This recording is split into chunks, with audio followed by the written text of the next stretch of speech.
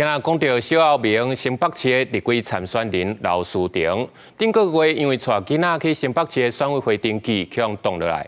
选务人员歧视妇幼的言论，伫网络是愈加愈严重。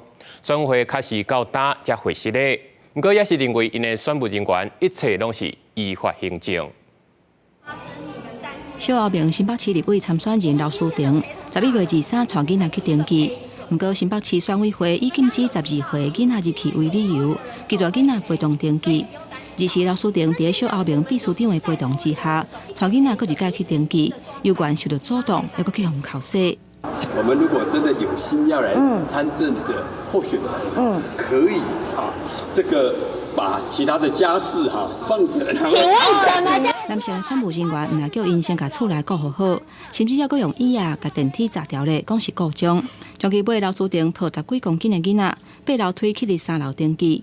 虽然有登记成功，不过小澳明认为讲规个过程，新北市选委会涉嫌歧视妇人人甲囡仔，大力批评，而且去监察院定情。那我觉得我今天就是那个强大的照顾者，然后我带着我的小孩从幕后走到幕前，那我的那个决心是不容置疑的。他不应该用这样的方式去嘲讽我们是无心参选。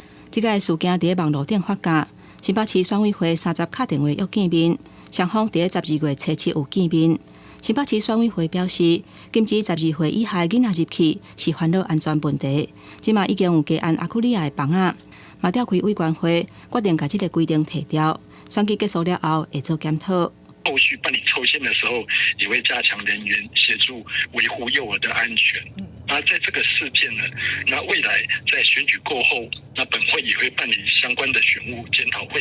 像我们候选人的登记日就耽搁了1天，我们的选务活动、宣传活动都会受到耽搁。那我们也很清楚，这一些就是小民参政，就是女性参政自行要来吸收的成本。虽然小澳明录见新北市选委会知影唔对做改善，不过认为这个事件明显无注重儿童的需求，甲对女性的歧视，所以也是提出诉求，希望中选会对全台湾的选务人员进行性别的训练课程，检视全台湾选委会制度，嘛希望就歧视的事件进行调查甲警示。